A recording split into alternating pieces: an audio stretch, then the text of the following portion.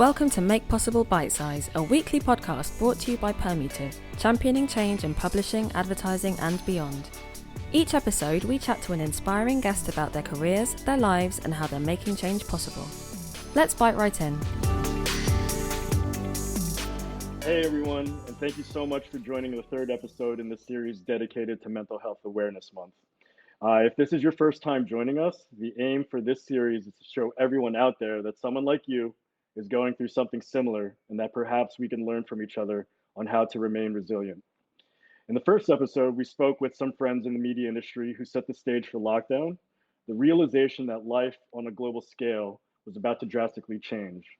Last week, we spoke to friends who are healthcare workers embedded, frontline witnesses of mortality on a daily basis.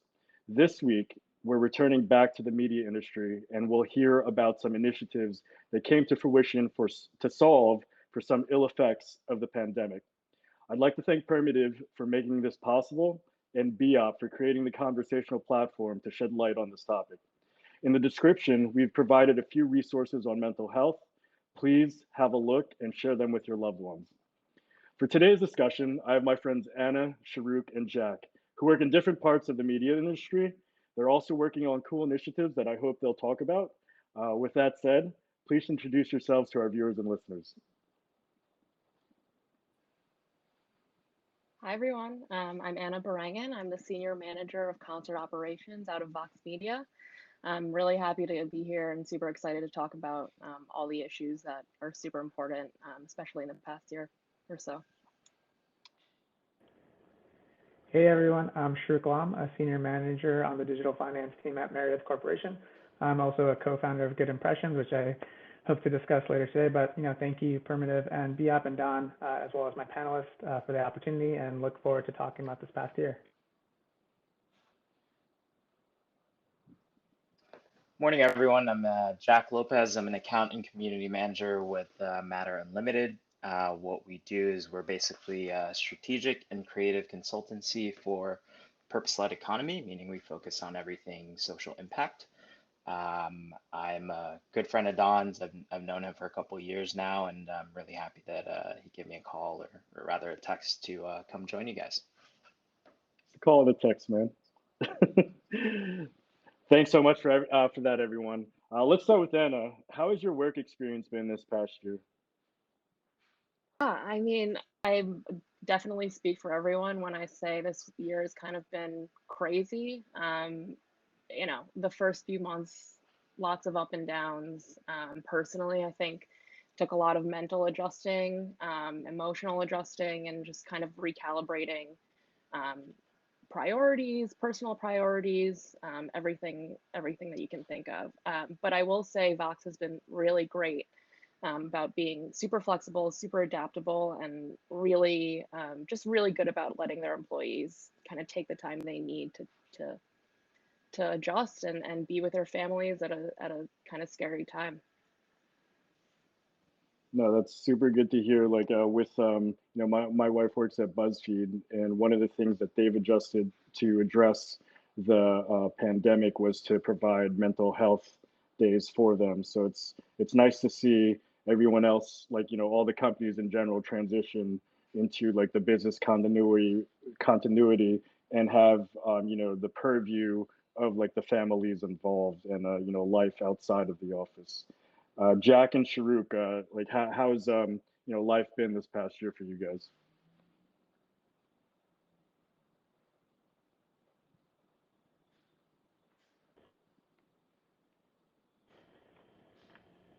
Go ahead, Sharuq. Yep, cool. Thanks, Jack. Yeah, that's when you have two really polite guys. That's awesome. Thank you. I agree with Anna as well. It's a year that's been challenging and sort of still figuring out during the year and figuring it out now, right? So I think a lot of it was, getting used to the isolation and sort of operating I think for a lot of us, we probably work in very ambiguous ways, especially in the media industry, where things are constantly evolving and changing. But then, we had to have that reality with life itself in terms of figuring out how to adapt and, go from there.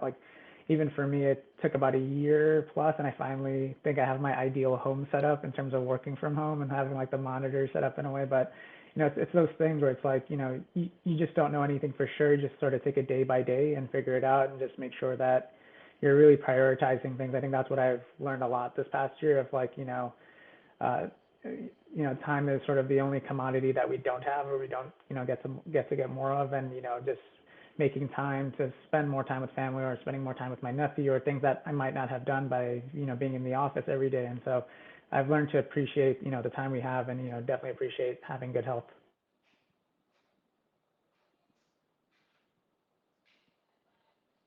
I'd say for me, man, it was definitely a pretty challenging year in terms of my career. So just a little bit of background. This is my first job out of being first full-time job out of being in the Marines. Prior to I had a long fellowship with a startup, but it wasn't the same thing as like working full time in the advertising industry, which I'll just give a plug for Don. Like he's one of the people that helped me get into the industry through mentorship and things like that. But yeah, I think adjusting, this was my second full year at Matter was really challenging in terms of just trying to figure out like what is this like the military, you're kind of used to structure, used to process, and a lot of it during this year was kind of just thrown out the window. For a while there, I was the only person in our West Coast team, so I was the West Coast team for Matter Unlimited for a while. And I think saying all that, it was great to have those challenges and kind of for me, I learned a lot about myself and a lot about resiliency throughout the whole time. And also, I think the one thing that I really learned from other people or what I saw in other people is empathy. Like a lot of people who were going through the same things I was, they really, you can see who has empathy and who doesn't, who's selfish for themselves and who's kind of, who's willing to reach out and be there for other people, whether it's at work or whether it's your friends. So I think it was really interesting challenge and really interesting time to learn about others and learn about myself as well. Definitely. Like I think when you bring up, just this being the first full-time job out of the Marines, what's crazy is that, like when we're in the Marines, we look at the rigidity and like the structure, and we sort of like take it for granted, right? And then like I think like for the entire group, what did this like sort of chaos teach us is that I think for me, just going back to some sort of a structure. And like the last couple weeks, people were talking about like how they legitimately blocked off time to just separate from work. They blocked off time to be like, to reconnect with themselves. And I think the reset that has happened this past year made like a bunch of us like relearn all of that stuff. Would you guys agree with that? I mean, I'll take that. I think definitely having everything kind of taken from us and then shaken up and having to readjust kind of woke me up a little bit. And I think I had to kind of develop a new routine out of what was left of a routine, which was nothing. We get up and get on the subway. Don, you and I, or I'm not sure who else is based in New York, but get on the subway, rush to the office, rush to get coffee. All that's gone, right? So, nailing down a good morning routine where I don't feel super rushed, don't feel like super anxious, make myself a nice breakfast, coffee, read a book. That way I'm not kind of approaching the day in a hurried and kind of agitated manner. I think that made a huge difference for me. And I've spoken to a lot of other colleagues who've kind of adopted the same thing. Go outside, get a walk in, get some fresh air, and it really kind of just resets your mind, I think. Definitely. Yep. To add on to Anna, I think there's two things that have really resonated with me. I think one, same here, commuting every morning in New York City. And I realized that, 40 to 45 minutes, taking two trains, like a 15 to 20-minute walk, used to hate it sometimes, but like I've realized that was like 45 minutes where I was basically unreachable, right? It was like 45 minutes of me time. I had my, music on, my podcast on, whatever I was listening to. We're located by Brookfield Place. I was walking through the Oculus every day and just kind of getting exposed to a different project, or just seeing people. And I realized, like, wow, I actually missed that 45 minutes. Like that, as much as I hated that commute, like that 45 minutes was like, me getting a taste of New York every morning, or after work, and like that stuff that I miss. And I think, Don, to your point as well, I initially, with the work from home, I was still in sort of a 9 to 5 mode of like, all right, I'm logging in at this time, I'm going to log off hopefully by this time. But that didn't really pan out, right? Because then I was working like crazy hours and, starting to feel burnout. And what I've realized now, and I've heard a couple of people say it, including for an event that I was at for work, where a mental health professional had mentioned that, we need to kind of readjust, as Anna was saying, to sort of this new norm, and like building in those blocks and building in those pockets. So it's not necessarily working 9 to 5. Maybe it's, working 9 to 1, and then, 1 to 2, I go spend an hour with my nephew and, go to the park, and then come back at 3, or, have a late lunch, and then maybe hop back on at 7. It doesn't have to be sort of a block that you're available at all these times. It's, building different blocks so that you can be normal and find that balance. Absolutely. Do you have anything to add to that, Jack? I'll just say I really actually miss my 20-minute walk from my old apartment Yeah. to our co-working space, and well, then our office. But yeah, I'll also give a shout out to my managing director who came aboard, our West Coast managing director. She came aboard around, I think, September of last year to our team, and she kind of showed me a couple of things in terms of like, just like you both were saying, like providing structure within my schedule, to kind of controlling my time so that it's not so much. I think a good part of last year, I let mostly mostly client meetings and client time control what my day looked like. But now it's fairly organized. Like I have meeting blocks where this is specifically for client meetings and things like that. But yeah, basically, ISIS, our West Coast managing director, had helped me kind of organize my whole day to make sure that, one, like both of y'all, like I'm getting my time back, and then being able to spend time on things that I do enjoy, and just being able to be more productive that way. That's amazing. I think this is a good segue into the conversation. So, like at this point in the conversation, for like the last 2 weeks, I usually ask what techniques, activities you did to stay mentally resilient, right? The audience definitely wants to know that. But for this group, I think we could zero in on what causes you chose to spearhead because of the consequences of the pandemic. Let's start with Sharuq. Was it therapeutic to launch Good Impressions? Yep. Thank you, Don. It definitely was, and I didn't realize how therapeutic it was. So, just a little background. Obviously, this past year was crazy, to say the least. In a nutshell, you had the pandemic, people passing away, social injustice, attack against, Black people, Asian Americans. Like, it's just a lot to sort of, dissect and absorb. But in that, the pandemic at its core, really affected small businesses and things of that nature. And so, Meredith was doing some great strides in terms of like, we donated 500K to different social justice orgs, and then, 2 million donation to Ad Council. But my friend Peachy and I and colleagues thought, there's more that we can do. Like, what can we do to make sort of DEI, as in diversity, equity, and inclusion, part of Meredith's DNA? And, we started just looking at the stats, and, some of them were really profound. One that really sort of resonates in my head. The pandemic, I feel like, at least in the city, really started in March. That's when we started to go work from home and started to get those announcements. But, by April of 2020, you had 41% of Black-owned businesses closed, 31% of Latinx-owned businesses closed, and 26% of Asian-owned businesses, compared to only about 17% of white-owned.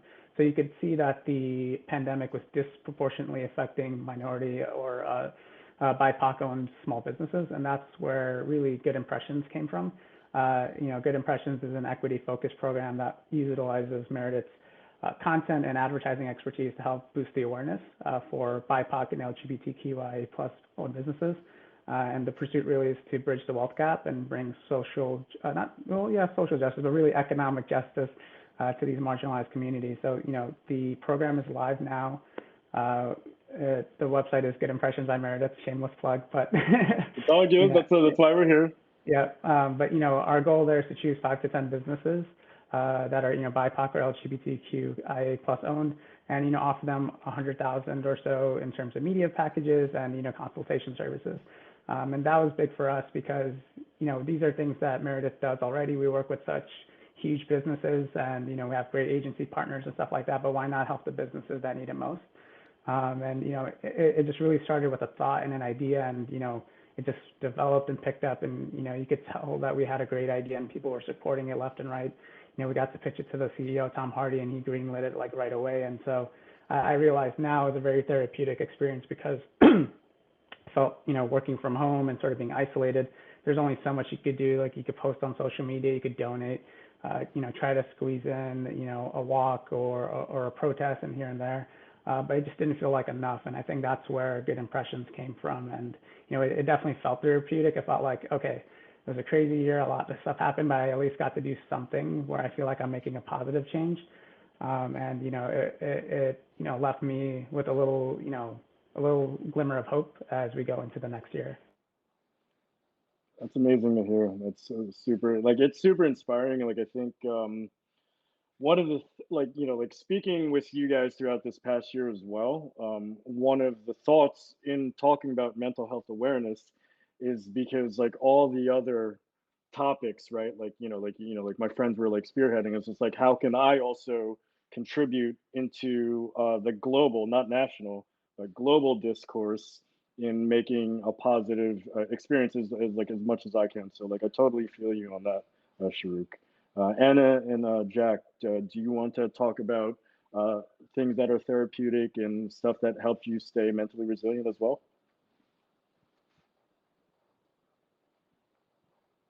We're all polite. We're all polite.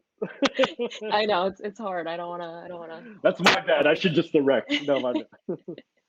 No, that's okay. Yeah, I mean, I've definitely, like I said before, kind of taken time to myself and kind of gotten back to my roots in terms of things that I used to love doing and things that I maybe had kind of pushed off to the side because of work and because of everyday life getting in the way.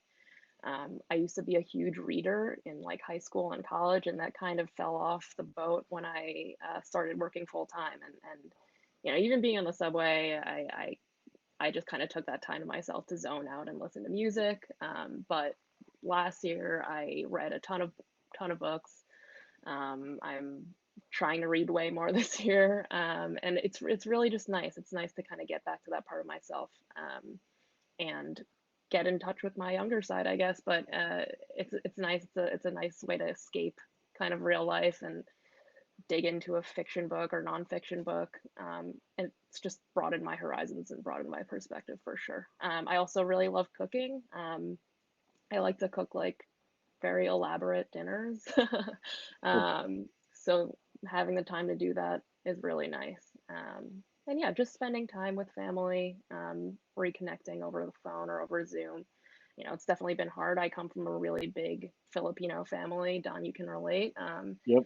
And I haven't seen a lot of them since 2019 because, holidays are a thing of the past, occasions are a thing of the past. So being able to reconnect over Zoom or over the phone has been really, really valuable. I think one of the first action items we'll do in the nearer future is that we'll restart our book club, right? Anna and I read Little Fires Everywhere before I left for Afghanistan a couple of years ago. So we'll redo that, and then I haven't cashed in on dinner.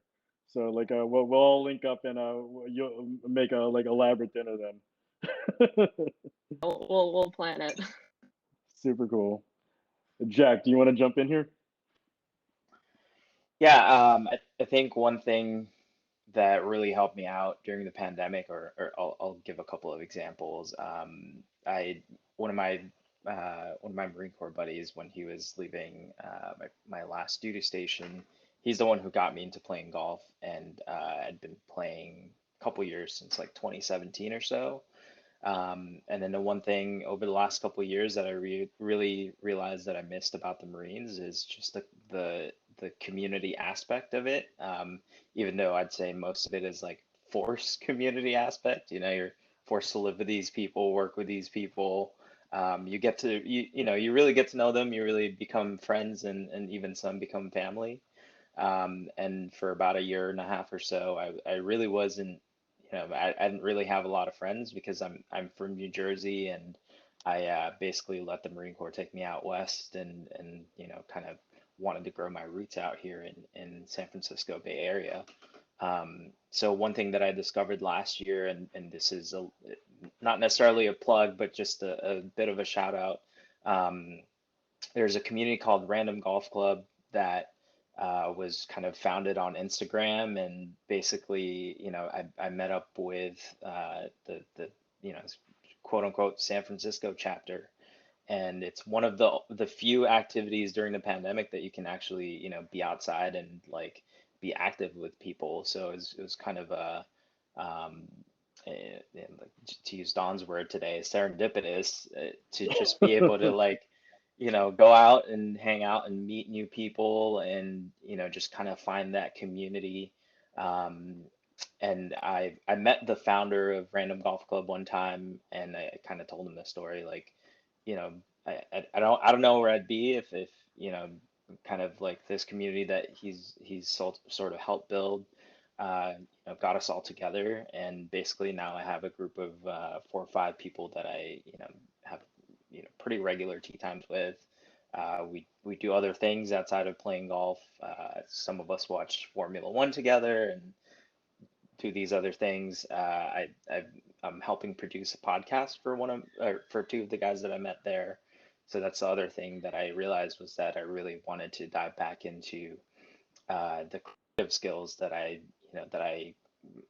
was was You have a lot. fostering Yeah, and you have a lot of creative fostering skills, and man. Yeah. cultivating while I was in the Marine Corps. So I been doing that for a bit now, and it's super niche, but it's just really fun, just like kind of being in that process. And last thing I'll say is that I think that's what I really enjoy about the game of golf is just the kind of, it's almost mindless meditation. It just like, I have a specific process that I do every week. Like I practice 2 or 3 times a week, and it just gets me in that like kind of like that flow state that everyone's looking for. Like I'll sometimes realize that it's like 7 p.m. and the sun's about to set, and I've been practicing for like an hour and a half. It's just, it's good to, like both Anna and Sharuq are saying, like just finding that time to either, just zone out and be with yourself and be internal, and yeah, like those are kind of the things that I've been doing. And the whole flow state thing got me interested one day in meditation, and just been doing some meditation techniques just at home over, I think, over the last 4 months or so, and it's been super helpful. Nice, man. Like, I think seeing your love for golf, I think I need to take it more seriously, because, like, at conferences or just hanging out with friends, I'm usually the dude who just drives the caddy and drinks. Not drinking drive, but like you get what I'm saying, right? But like yeah, like I think I should just give it like a fair shot. With that said, I think this is a good transition, because golf involves a lot of attention to detail. Um, Taking the flow state and taking practice and that attention to detail, moving forward with your journey in this pandemic, with your journey in mental health awareness, what are things you wish you did better, or what are things you're going to do better moving forward? Yeah, for me, I think what I would say that I really wish I did better was pay more attention to, myself and how I was mentally and physically feeling. I think uh, I would say that, and that was it's one of those things I was talking with a therapist about. Is like they told me, like, you have really great self-awareness, you kind of just lose it sometimes. But I think there was a period last year where it was kind of like that, where I was just like kind of like going through the motions, not really stopping to just like kind of think or feel like, what am I feeling today, or what am I, like, am I ready to do the things that I, set out to do this week, whether it's work, whether it's, something personal. But I think just like kind of being more self-aware, more regularly versus just kind of, letting how I feel or what I'm doing drive it there, if that makes sense. So I think being more conscious of, how I'm feeling mentally and physically will, for me at least, is what I think I need to do to keep my mental health and my physical well-being going.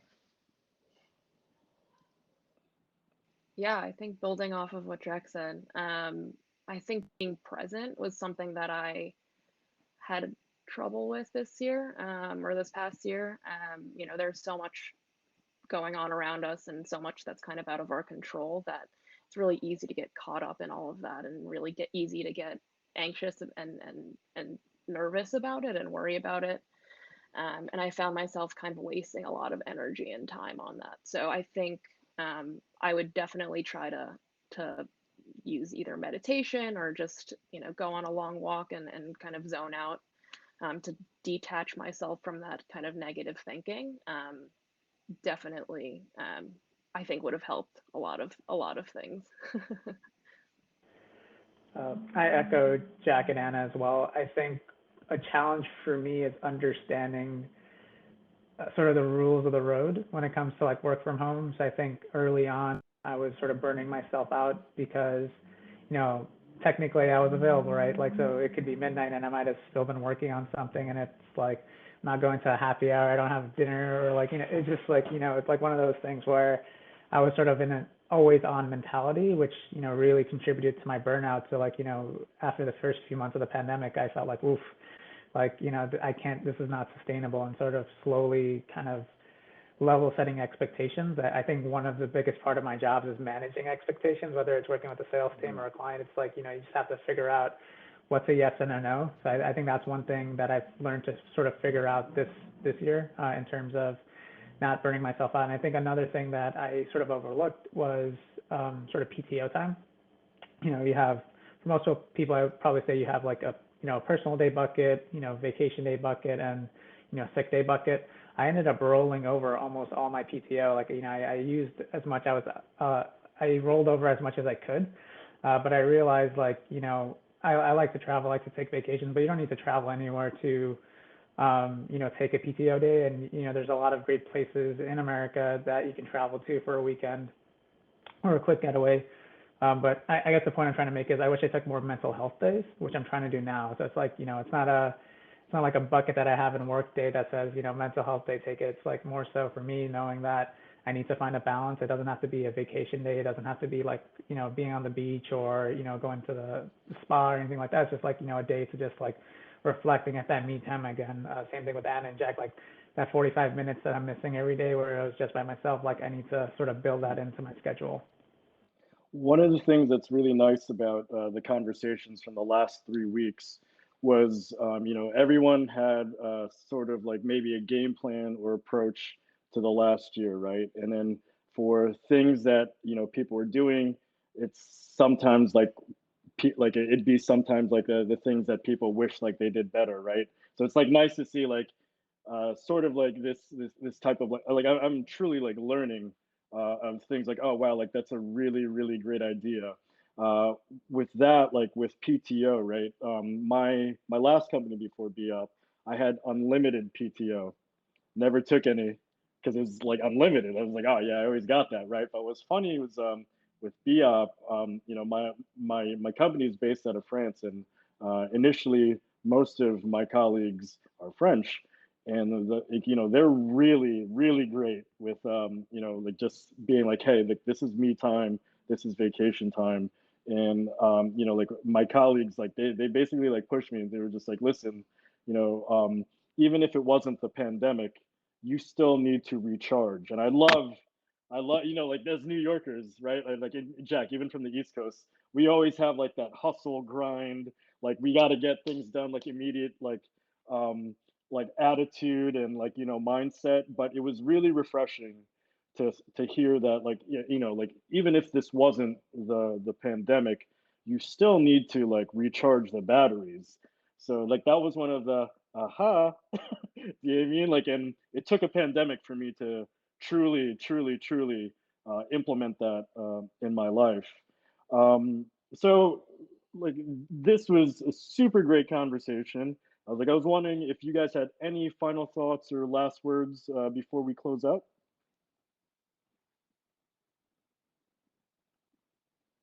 We're all very polite people. I'll go for it. But I love the politeness. This is an awesome group. Yeah, Rob, don't edit this out. This is great.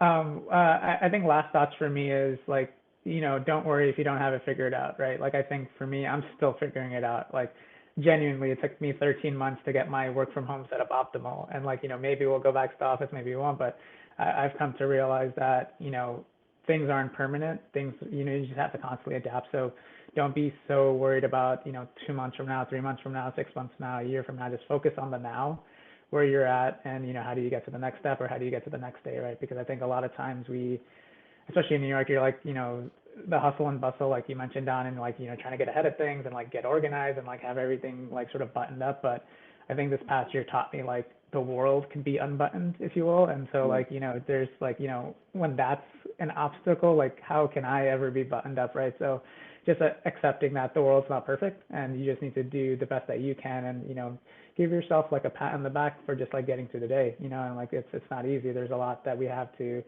sort of balance out, from mental health to personal life to like what's going on in the world. So like every day that we're above ground and breathing, it's a positive day. So don't be too focused on having everything ironed out. Super cool, Yeah, man. I love that, Sharuq. Sorry, Don. No, you're good. No, I was just saying that's You're super okay. cool. That's super cool. Yeah, I totally agree with everything you just said, and I think something that I've learned over the past year, almost year and a half now, I guess.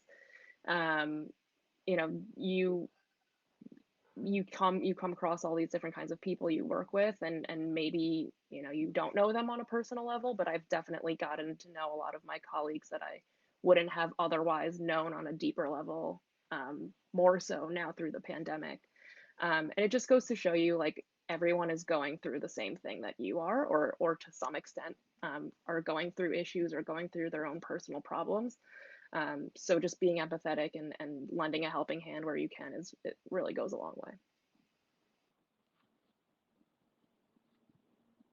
way. You beat me to it, Anna, but I think for me, it's just, having empathy for others is really, I think, one of the more important things for everyone to be, to have and be aware of during, this type of thing that everyone's going through.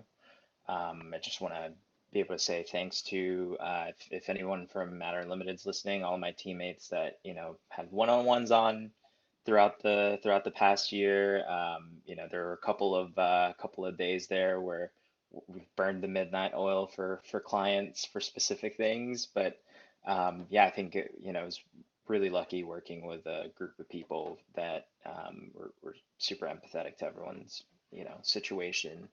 Um, and I think I'll say to anyone who's a Marine veteran in particular, and anybody else who's in the advertising agency, just make sure you take care of yourself.